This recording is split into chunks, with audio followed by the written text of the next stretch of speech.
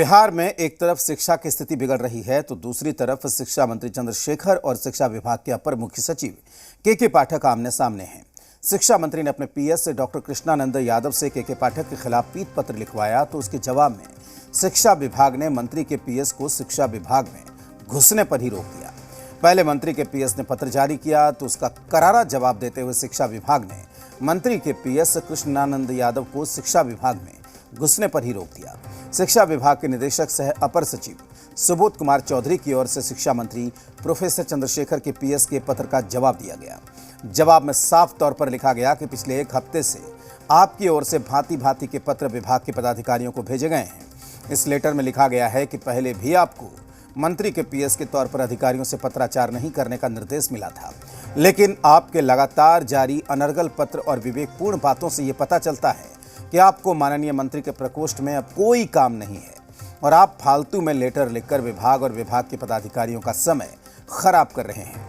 वहीं लेटर के जरिए के पाठक के आदेश पर यह भी पूछा गया कि किस हैसियत से डॉक्टर लिखते हैं, उसका सबूत दें।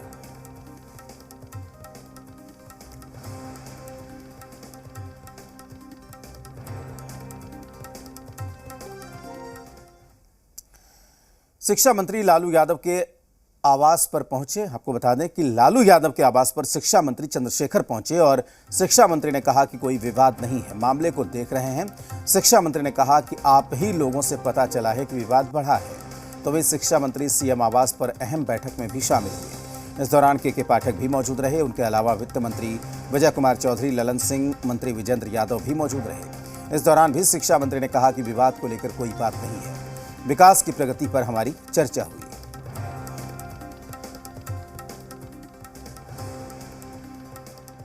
आप लोग पूरे चैनल के माध्यम से जो दिखा रहे हैं वो मैं उसी से वाकिफ हुआ हूं, मैं चीजों को देख रहा हूं।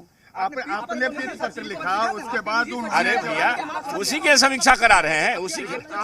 अरे भैया आप सचिव को क्या कहा है, इसी मामले को देखेंगे जी। मंत्री बड़ा की अपर मुख्य सचिव। मैं ये बात करिए, आप बताइए कि संविधान में कौन बड़ा है, आप बताइए। तो आप संवैधानिक बड़े तो नहीं, मेरी बात है कि जब चीजों को समझ रहे हैं, देख रहे हैं, तो इतना परेशान क्यों हैं? परेशान एक्शन चंद्रशेखर जी क्या होगा इस पर? नहीं बदल लीजिए, अब चीजों को देखें समझे उसके बाद तो कुछ कहें। लेकिन जिस तरह से चीजों को देखेंगे समझेंगे उसके चीजों को देखेंगे समझेंगे उसके बाद हल्ला उठाइए, ना शोर मचाइए। माननीय मुख्यमंत्री जी से इस संबंध में कोई वार्ता नहीं हुई है।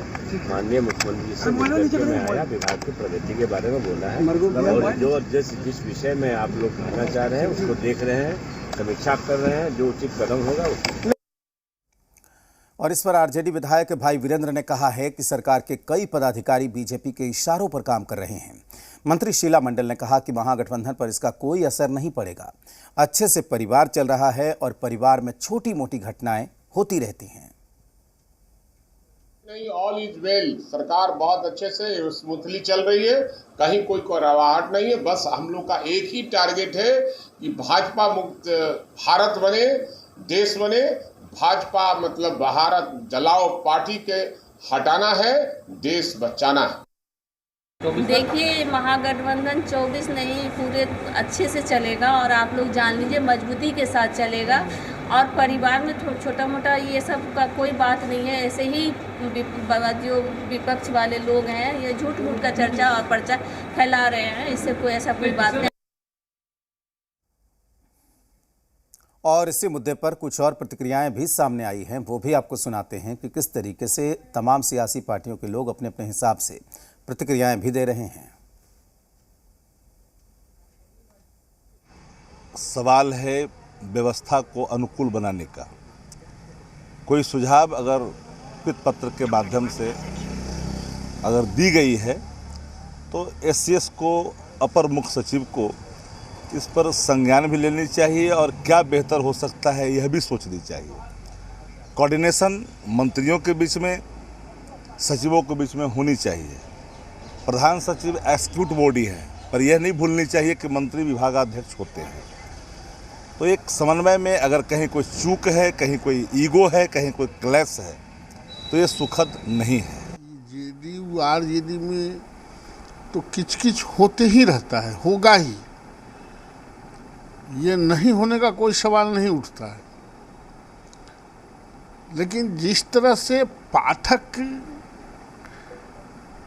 ये काम करते हैं अपना टीआरपी बटोरने के लिए, नेगेटिव टीआरपी बटोरने के लिए, वो विभागों को रसातल में डाल देते हैं। जो चर्चा हो रही है और जिस तरह से ब्यूरोक्रेसी और मंत्री के खिलाफ, मंत्री में जो झगड़ा चल रहा है, वो कहीं से शोभनीय नहीं है और इससे सरकार की छवि पर असर पड़ता है। तो हम समझते हैं कि अब ये मामला निश्चित रूप से माननीय मुख्यमंत्री जी के संज्ञान में चला गया होगा और माननीय मुख्यमंत्री जी शिक्षा में सुधार लाने के लिए संकल्पित हैं। वो निश्चित रूप से आवश्यक कार्रवाई करेंगे और हम लोग समय का इंतज़ार कर रहे हैं। कार्यपालिका और विधायिका में समन्वय रहे, ये सबके लिए बेहद आवश्यक है। तभी जनता से जुड़े मुद्दे हल हो सकते हैं, काम हो सकते हैं। शिक्षा विभाग एक बहुत बड़ा विभाग और महत्वपूर्ण विभाग है, जहां बहुत सारे कामों का निष्पादन होता है। ऐसी तस्वीरें जब सामने आती हैं तो कहीं से भी किसी को भी अच्छा और उचित नहीं लगता है। हमें लगता है कि क्यों ऐसा आदेश निकाला गया है, क्या आरोप लगाए गए हैं, ये विभाग के अधिकारी बेहतर बता पाएंगे, लेकिन इस तरह की चीज़ें कतई नहीं होनी चाहिए। 13 जुलाई को पटना के गांधी मैदान से विधानसभा तक बीजेपी पैदल मार्च करेगी और इससे पहले बीजेपी प्रदेश कार्यालय के गेट पर बड़े बड़े